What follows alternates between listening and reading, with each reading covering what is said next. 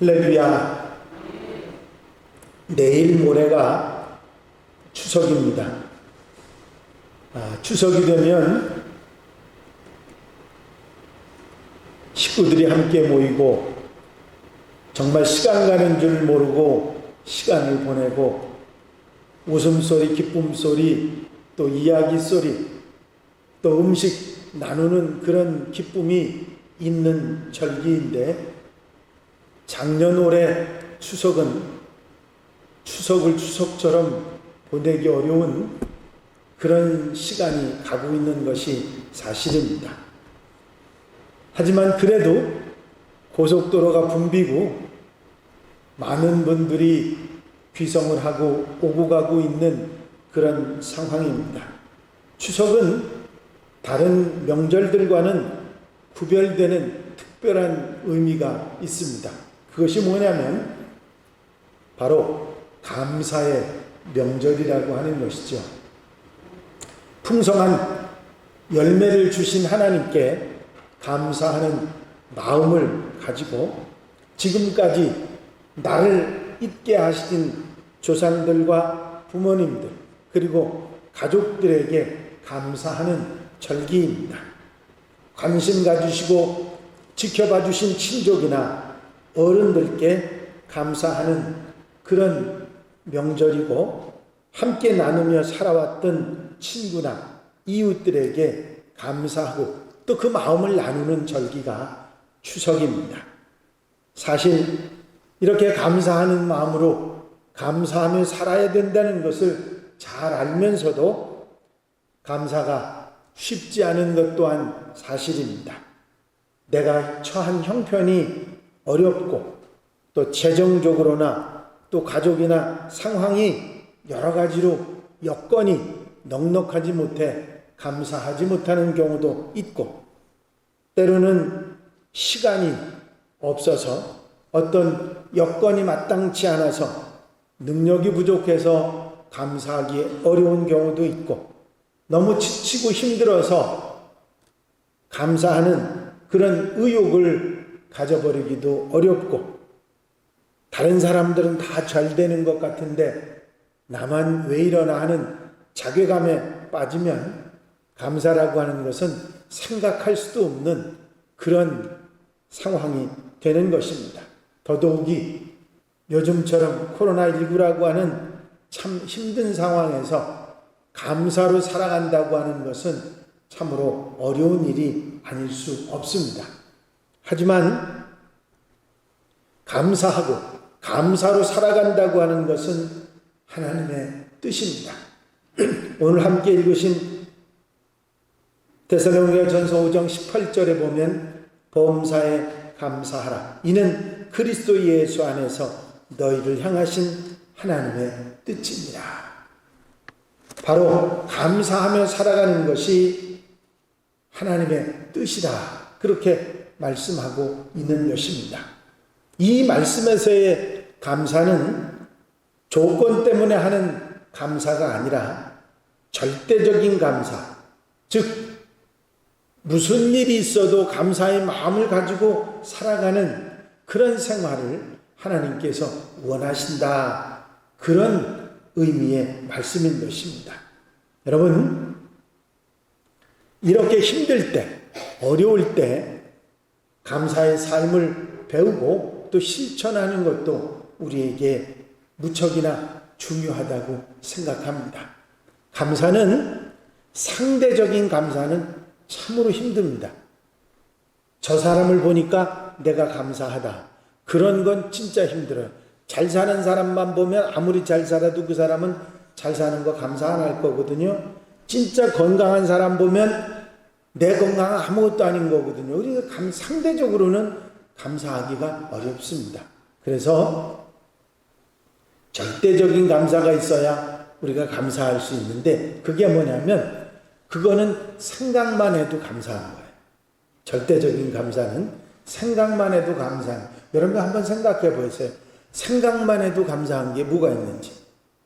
우리에게 천국을 주신 예수 그리스도, 그분이 우리와 함께 하신다는 그것은 생각만 해도 감사하시죠.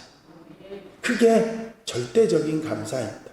우리 하나님을 생각하면 감사하고, 또 내가 하나님 앞에서 하나님의 도우심 속에 살아갈 수 있다는 것만 생각해도 감사하고, 생각만 해도 감사하고, 아무것도 한 것도 없는 나를 구원하셔서 생명 주셔서 하나님 나라의 영생의 축복을 누리게 하신 것 생각하면 감사하지 않을 수 없는 거거든요. 이런 감사들이 절대적인 감사들인 것입니다.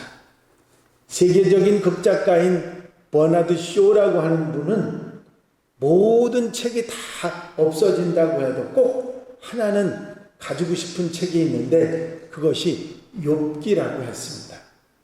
왜냐하면 욥이 가진 곤욕과 질고를 겪으면서도 하나님께 감사하는 것을 보고 욥의 위대함을 발견했기 때문에 그 욥기서만은 가지고 있었으면 좋겠다, 그런 얘기를 했습니다.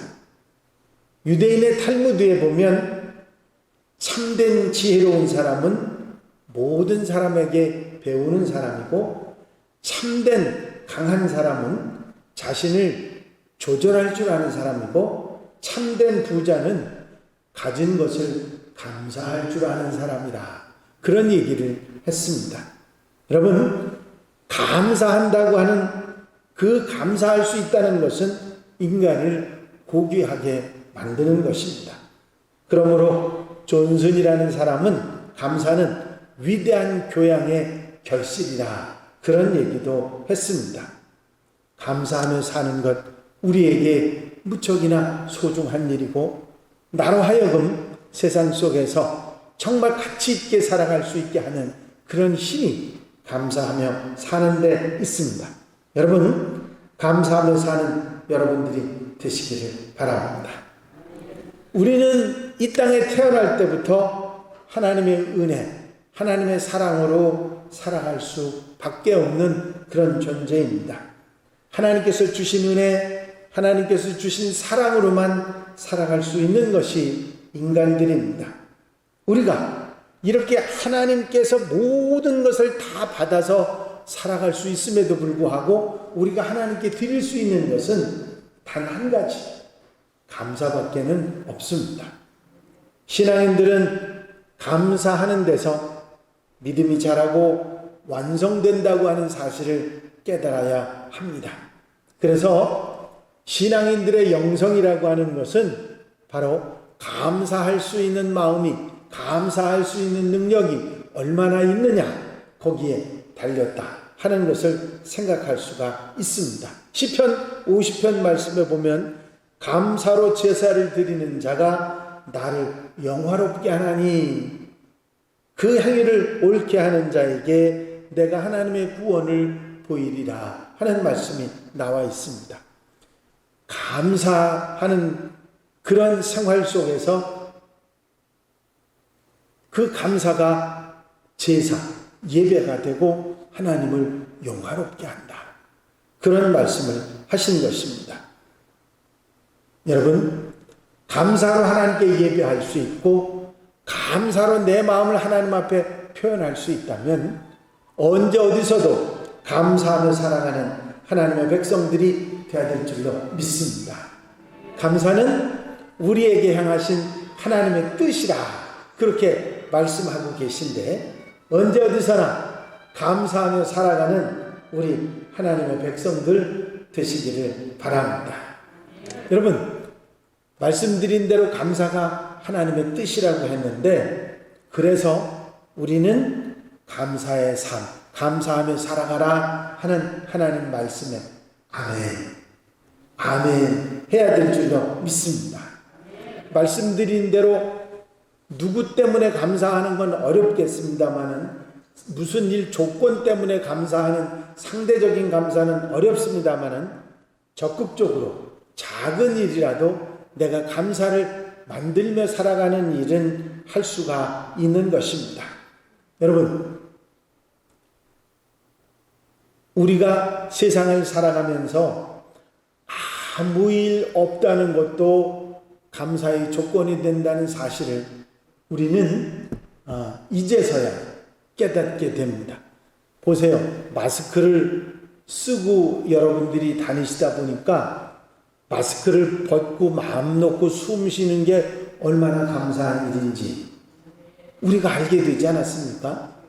아무것도 아닌 일이지만 아무것도 일어나지 않는 그 일이 우리에게 감사의 조건이 되는 것처럼 우리가 숨을 쉴 수 있는 것, 말을 할 수 있는 것, 걸어 다닐 수 있는 것, 손을 움직일 수 있는 것, 아무것도 아닌 작은 그런 것들이 우리에게 감사의 조건이 된다고 하는 것이죠.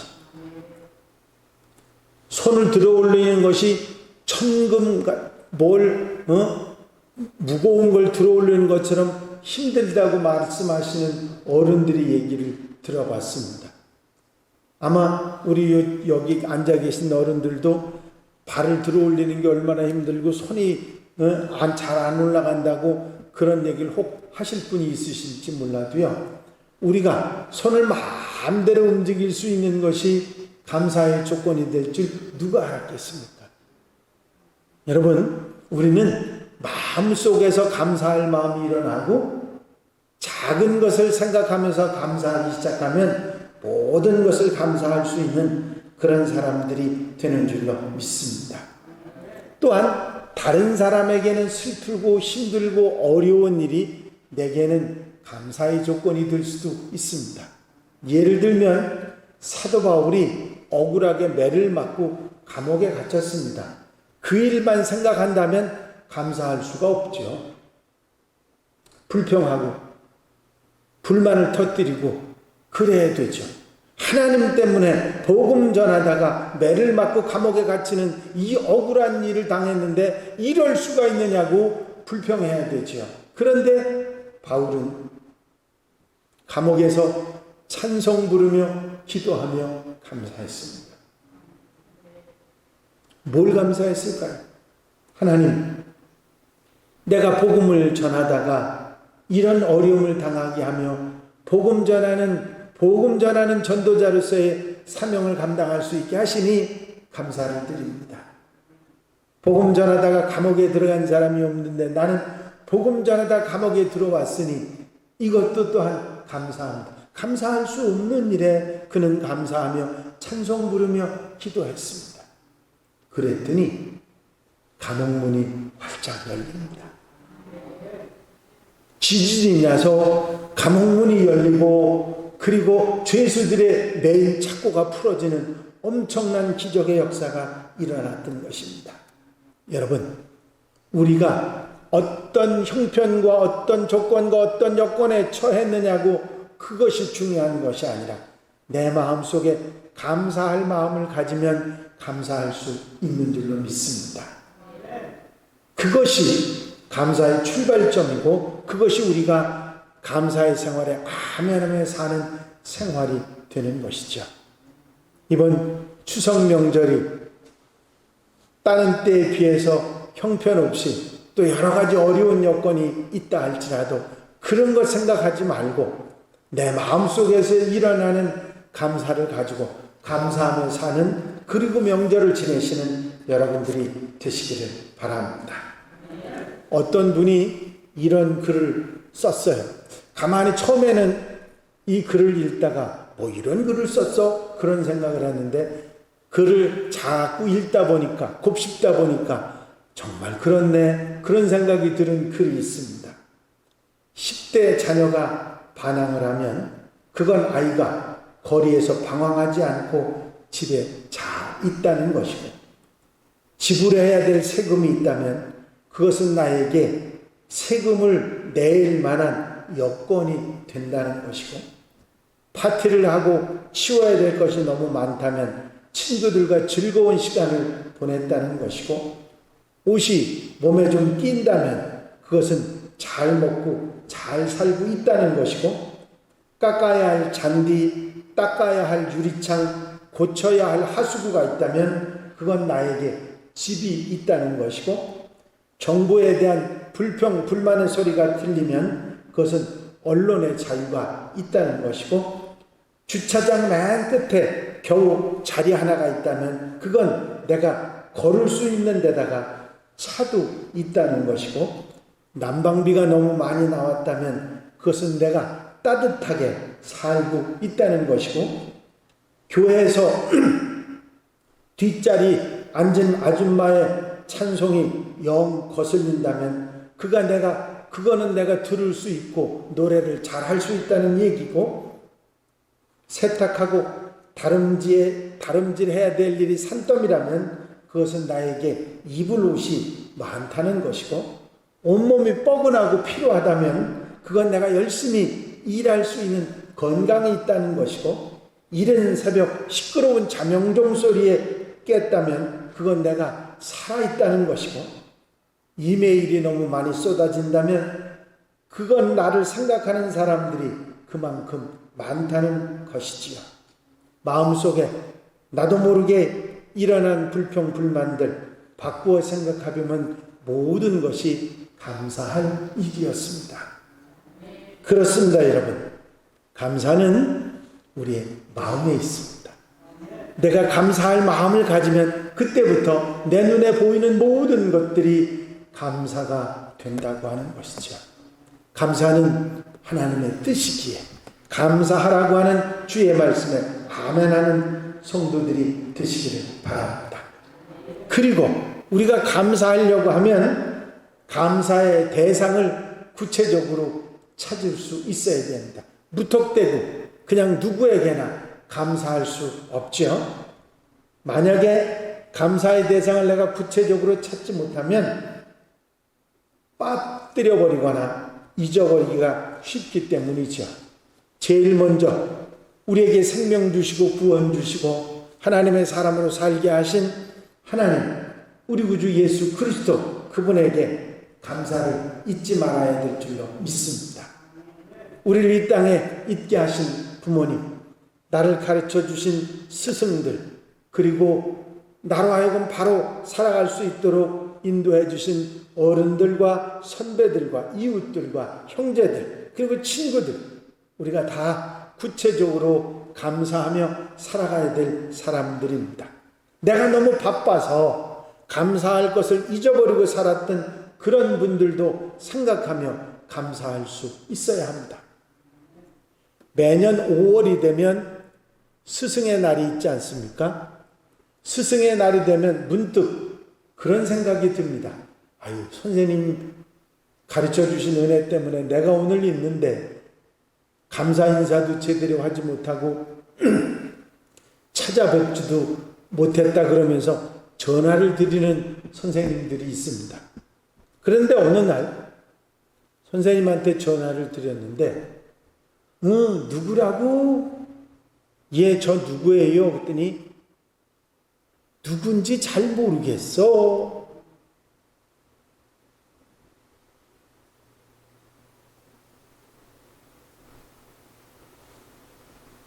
매년 전화를 드리고 매년 반가워하시던 분이 그 얘기를 하시는데 눈에 눈물이 푹 쏟아지더라.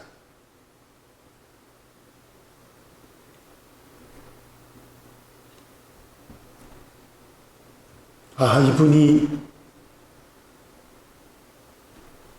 이제 그런 나이가 벌써 되셨나 보다, 그런 생각을 제가 했습니다. 제 나이가 있으니까 생각해 보니까 선생님 나이가 얼마나 많으실지를 생각을 못했던 것입니다. 그런데 반갑게도 얼마 전에 그분이 저한테 전화를 하셨어요. 잘 있어? 예, 잘 있습니다. 아이고, 그래, 잘 있다니 참 고맙네. 그러면서 이런저런 얘기를 하시는 거예요. 정신이 멀쩡하게 돌아오신 거죠. 얼마나 감사했는지 모릅니다. 여러분, 남의 얘기가 아닙니다. 누구든지 당할 수 있는 일이고, 이런 일들 우리가 잊고 지나지 말고 감사할 수 있는, 내가 감사해야 될 사람들 잊어버리지 말고 감사할 수 있는 여러분들이 되시기를 바랍니다. 내게 은혜를 베푼 분들뿐만 아니라 내가 발전하고 달라지도록 책망도 충고도 핍박도 있었던 그분들에게도 우리가 감사할 수만 있다면 우리는 감사하며 살아야 된다고 하는 하나님의 말씀을 잘 실천하는 하나님의 백성들이 될 것입니다. 또한 감사는 표현이 있어야 합니다. 꼭 무슨 비싼 물건으로 대단한 것으로 감사의 표현을 한다는 이야기가 아니지요. 좋은 말, 따뜻한 말로도 감사를 표현할 수 있습니다. 기도로 도와주면서도 감사를 표현할 수 있고, 인사를 통해서, 편지를 통해서, 이메일을 통해서 우리가 감사할 수 있는 방법은 얼마든지 구체적으로 표현할 것을 찾을 수 있는 것입니다. 여러분들 주변에 감사할 사람들이 있다면 그분들에게 어떤 식으로든지 표현할 수 있는 그런 하나님의 사람들이 되시기를 바랍니다. 어느 날 시골교회 전도사님이 뭘 뒤에 검은 봉지를 하나 들고 왔어요. 뭘 가지고 왔어?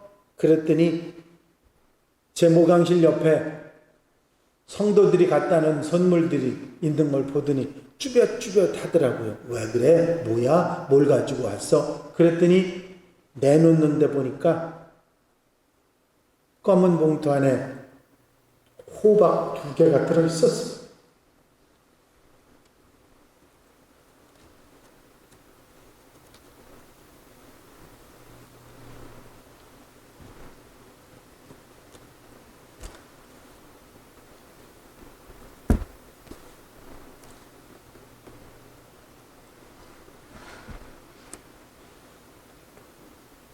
그것을 받아들이고 얼마나 눈물이 나는지 모릅니다.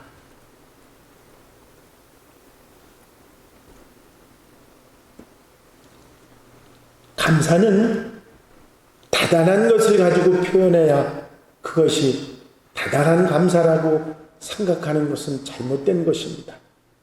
아주 적은 것이라도, 형편없는 것이라도 마음이 실리면 그것은 대단한 감사가 되기 때문이지요. 문제는 표현이 없다는 것입니다. 하나님께도 부모님께도 아내에게도 친구에게도 필요한 것은 표현입니다. 내가 감사합니다 하는 마음과 그 마음의 표현이 우리에게 있을 때 감사가 빛이 나는 것이지요. 너무 아끼지 말고 표현하는 감사의 사람들, 하나님의 사람들이 되시기를 바랍니다. 감사는 성경을 통해서 보면 우리에게 많은 유익을 줍니다.